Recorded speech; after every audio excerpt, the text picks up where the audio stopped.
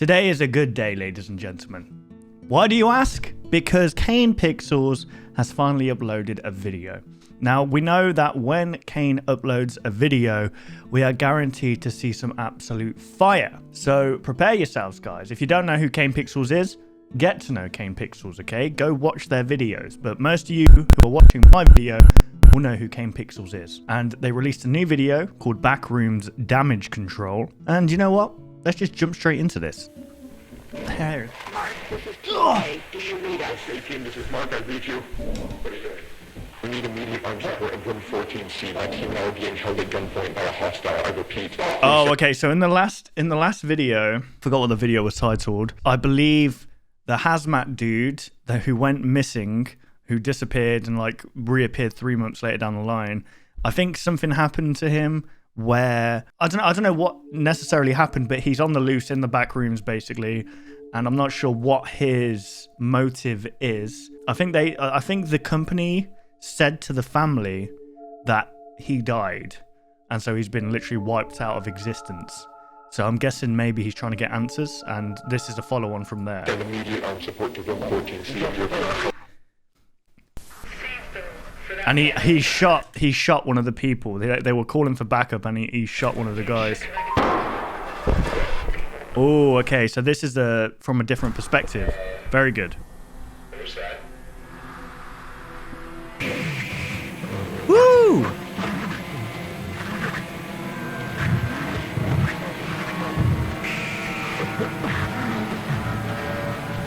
Bro, imagine a serial killer loose in the back rooms. Someone who doesn't fear what's going on in there. Then it becomes humans are the things that you should be fearing. You know what I mean?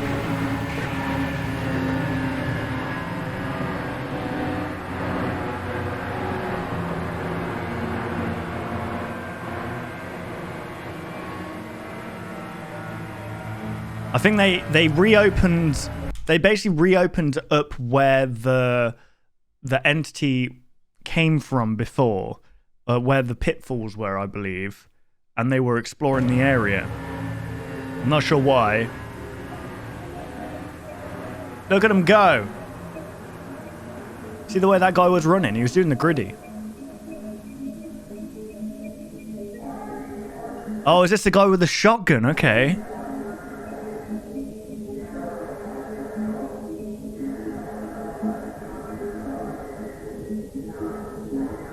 What's he wearing? He's got like jeans on.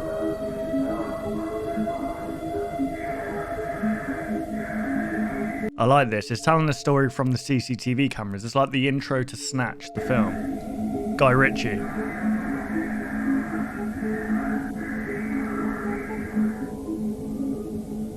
I think I've recognized this. This is that little main control room, right? And there's the elevator there. Yeah.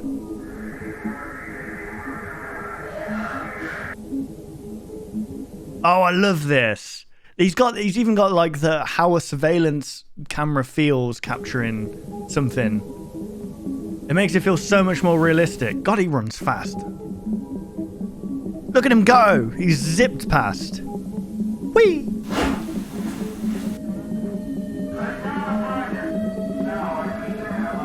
It's so cool, man. You can see the panic that's being like portrayed here. I wonder why they won't let him go. Is it because they know he knows too much? Get him! Oh, he got out. Potentially. I'd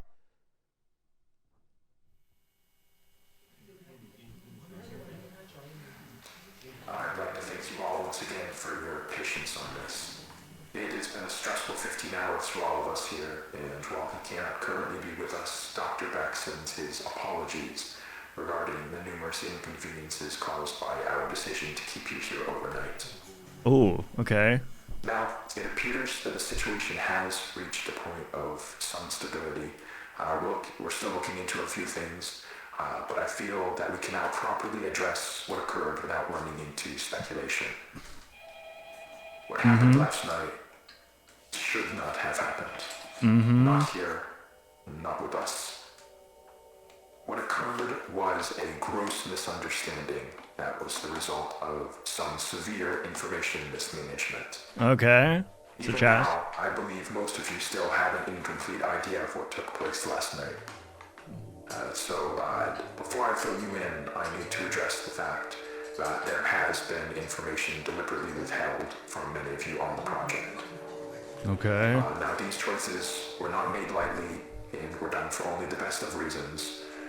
However, I want to make it abundantly clear that following the events of last night, it has been proven to us that that method of conducting ourselves was not viable.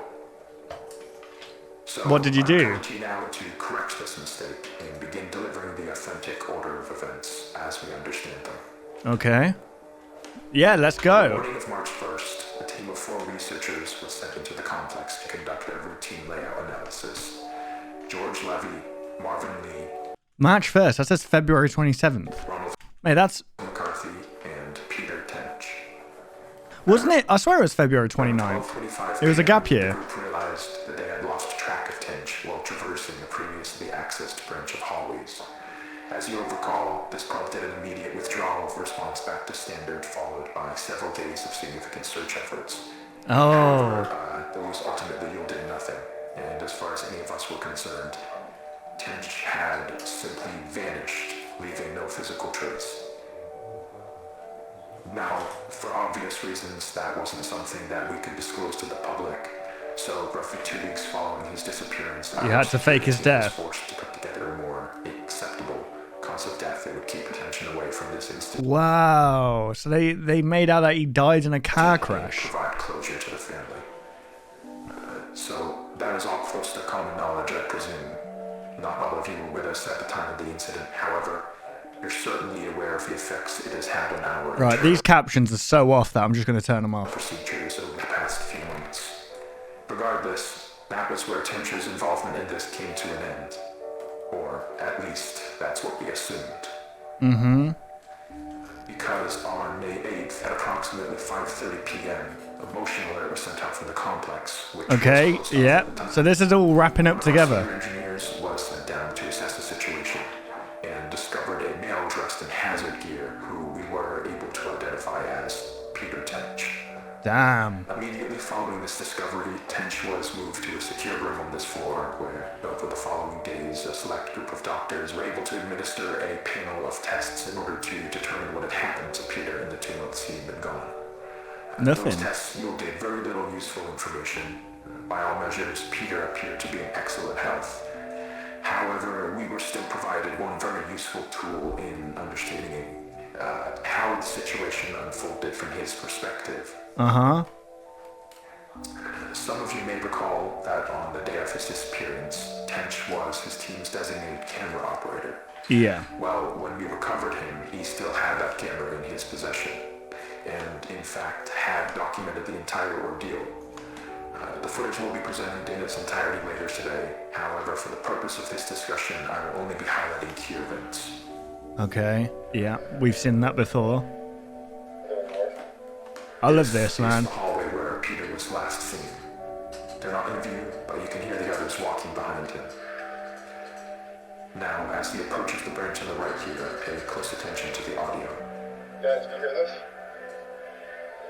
Yeah, it was like a party was going on down there or something.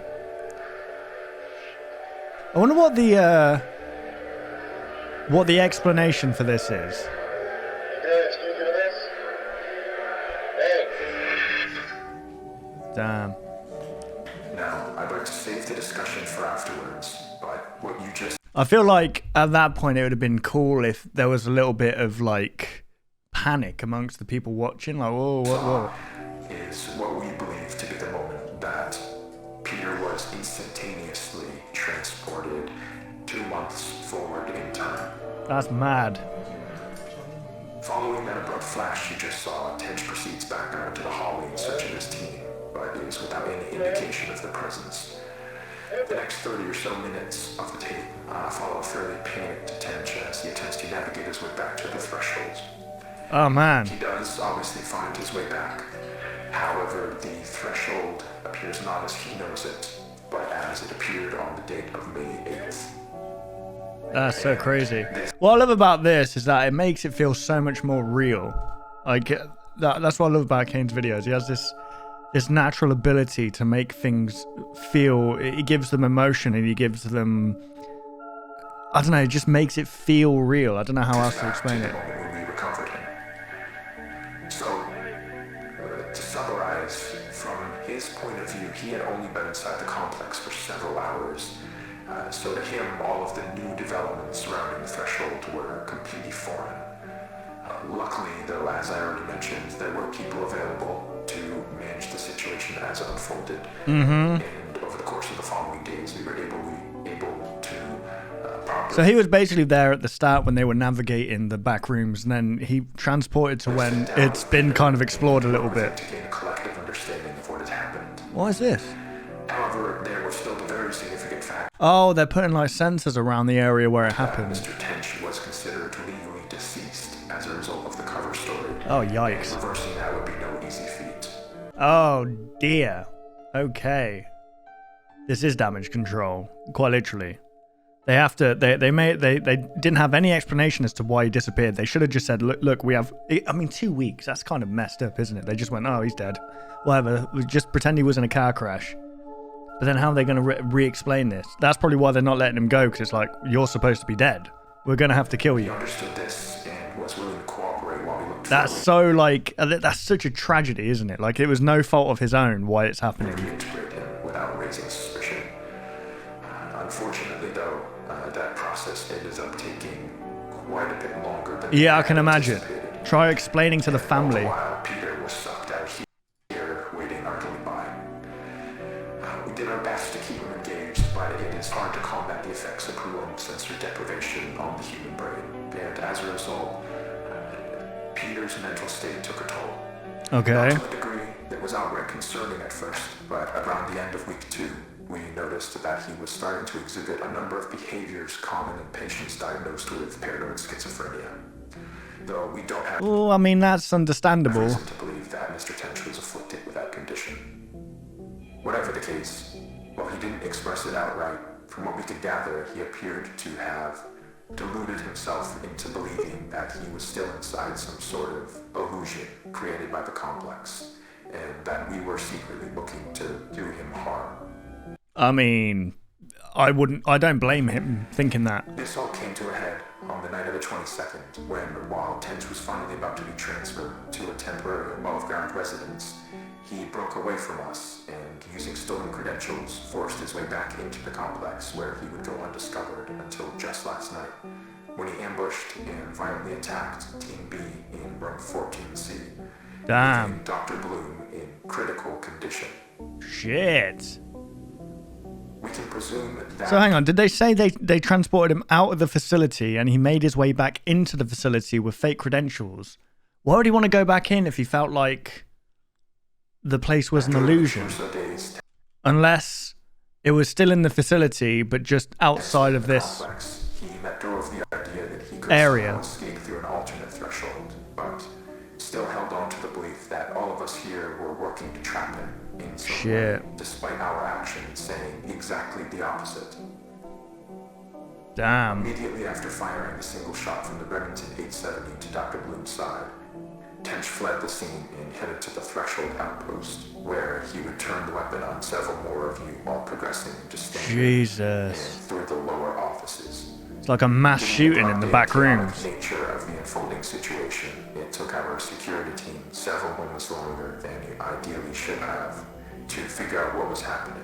But thankfully, while Tench was passing through one of the empty labs next to storage, Dr. Maxwell was able to act quickly and managed to disarm him, accidentally discharging the weapon into the ceiling in the process. Oh shit.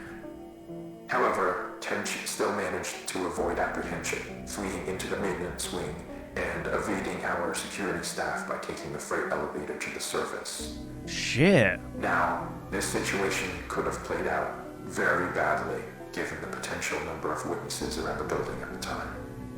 But luckily for everyone involved, as far as we can tell, Tench was not noticed as he exited the property. Around 5 minutes later, our security team made it to the ground floor and... Damn, so this man, so If you think about it, it's his delusions coming true now, because he escaped to the surface, and now these people are going to be looking for him like, well, you can't be loose. We haven't got a story figured out yet. In the direction of the hillside where cameras had last observed Tench. Now, there's no easy way to say this other than to just say it. I am terribly sorry to inform you all, but Mr. Tench was found deceased halfway down the hillside. The result of an extreme blow to the head. Oh, that's a little bit suspicious. It appears that while he was running through some brush, he failed to anticipate a sudden dip in the ground and tragically fell forward into a large rock. Yeah, okay, mate. That definitely didn't happen. Given the circumstances, it was not something any of us could have anticipated. So the thing about this is that they're still making themselves out to be the good guy. Like, oh, we wanted, we didn't know this happened, but they dug themselves their own freaking grave.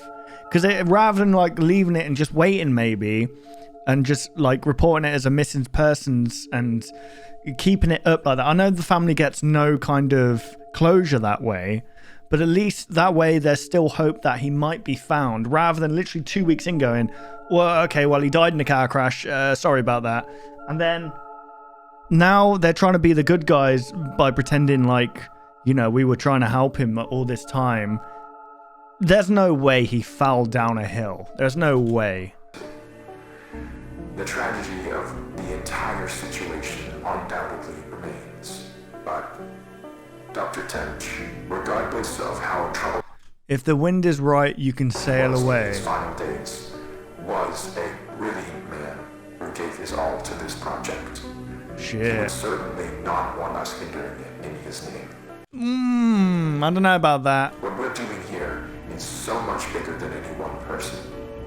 It is the work of a unified effort, and we need to ensure that is never lost sight of. That we hold on to the pre-established notion that Peter is and has been deceased. That is done, and there is nothing more to be extracted. Jesus. What the fuck was that?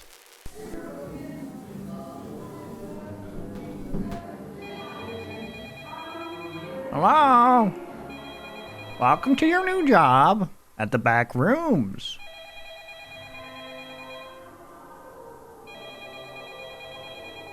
Is this going to be another cliffhanger?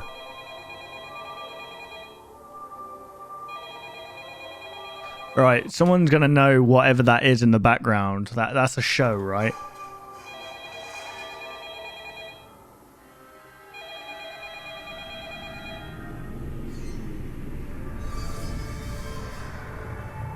What's happening? You know what I think's happening here? You know what? This is my theory on...